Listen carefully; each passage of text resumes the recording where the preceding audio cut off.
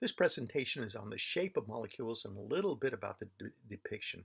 So the shape of molecules involves knowing the bond length and the bond angle. So let's deal with bond length first. The bond length is heavily dependent on how big the atoms are coming together to make the molecule, to make a bond. And so this is something that should seem pretty obvious to you. If it's a small atom, it's going to be a small bond length between the atoms. And so if you recall from Gen Chem, if you go right along the periodic table from carbon to nitrogen to oxygen to fluorine, those atoms get smaller.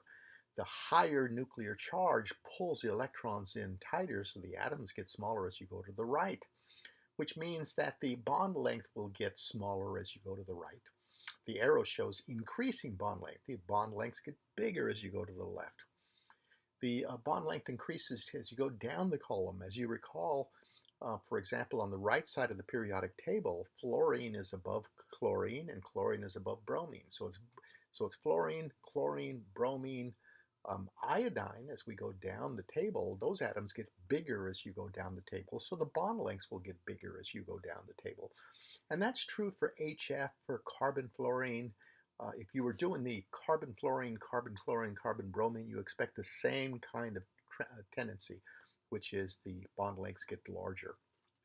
And so here's a table with some of those bond lengths. This table has a wrong one. It has an oxygen double bond hydrogen, which you should laugh at. This can't possibly be right. But notice this, the first column, we're seeing bonds, hydrogen, hydrogen, carbon, hydrogen, nitrogen, hydrogen, oxygen, hydrogen. And the bonds get bigger as you go to the right of the periodic table. So I've cut and pasted the periodic table at the bottom. Carbon is to the left of nitrogen, which is to the left of oxygen, which is to the left of fluorine. The atoms get smaller as you go to the right. The bond lengths get smaller as you go to the right. So that should make sense to you. What about if you go down the column? Well, fluorine, chlorine, bromine, iodine I'm not showing, but that's below the bromine. The bond lengths get larger for hydrogen halogen bonds. So HF is smaller than HCl, is smaller than HBr, is smaller than HI. And if we look at the sequence that has carbon halogen bonds, the carbon fluorine bond is the smallest. Fluorine is the smallest of all of those atoms among the halogens. The atoms get bigger as you go down the column. The bond lengths get bigger as you go down the column. So this should make perfect sense to you. Molecular geometry.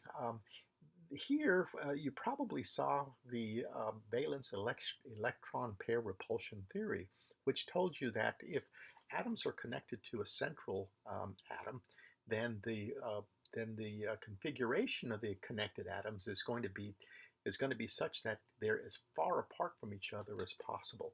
This is the valence shell electron pair repulsion theory. And we consider a lone pair as though it's a group of atoms. It's another atom connected because it needs space on the central atom as well. So in any case, the groups want to be as far apart from each other as possible, and this is called the VSEPR, as I've mentioned. So beryllium, for example, has two hydrogens attached to it. They want to be as far apart from each other as possible. Why is it they want to be apart? Because those are electrons holding the hydrogens together. The electrons repel each other, so those electrons in the bonds want to be pushed apart as far as possible. That's 180 degrees. In the middle structure, we have a carbon-carbon triple bond. When you see a double or triple bond, ignore whether it's double or triple bonds. What we want to know is on the carbon, for example, the left-hand carbon in that structure, how many atoms is it attached to, and does it have lone pairs? If it's attached to atoms, it needs space for those atoms. If it has a lone pair, it needs space for that lone pair. Here, each of the carbons are only connected to two other atoms, 180 degrees, just like beryllium on the left-hand side. And so both of these are going to be linear situations as shown in the ball and stick on the right-hand side. If you have three groups around an atom, such as boron trifluoride at the far left, they're going to be 120 degrees apart. This is what we call trigonal planar. All of those atoms are in the same plane. And trigonal meaning it's like a triangle. They have angles that are all equivalent at 120 degrees between each fluorine, boron, and fluorine. Each of those is going to be 120 degrees. Again, here's another example of a molecule with a multiple bond, a carbon-carbon double bond. We ignore the second bond. and we just see how many atoms the carbon is attached to. So let's look at the carbon on the right-hand side. That carbon is attached to a carbon and two hydrogens. There's no lone pairs. It's attached to three total, trigonal planar. So when you're attached to three total, trigonal planar, and we ignore the multiple bond. What about four groups? Well, four groups, such as methane, the compound at the right, carbon has four hydrogens around it. For them to be as far apart from each other as they can be, it requires them to go into three dimensions. So those hydrogens are at the vertices of a tetrahedron. We don't want to draw these as though the whole molecule is flat, like the structure on the right-hand side. It is not flat.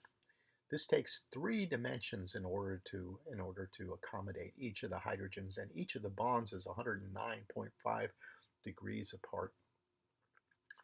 So I want to say a couple of things about how we draw these, and the solid lines that I'm using in the structure below.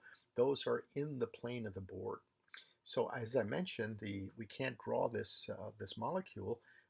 We can't draw it in two dimensions. Fully draw it because the atoms are in three dimensions. However, we can use this trick. We can use the wedge to indicate the hydrogen coming out at you, and the dashed line to indicate the hydrogen going back behind the plane of the screen. And so the bold is in front, and the hash lines are in back.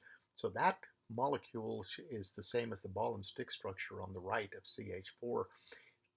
Seeing that structure as we've drawn with the lines and the wedges, you should conjure up the picture of the ball and stick molecule on the right.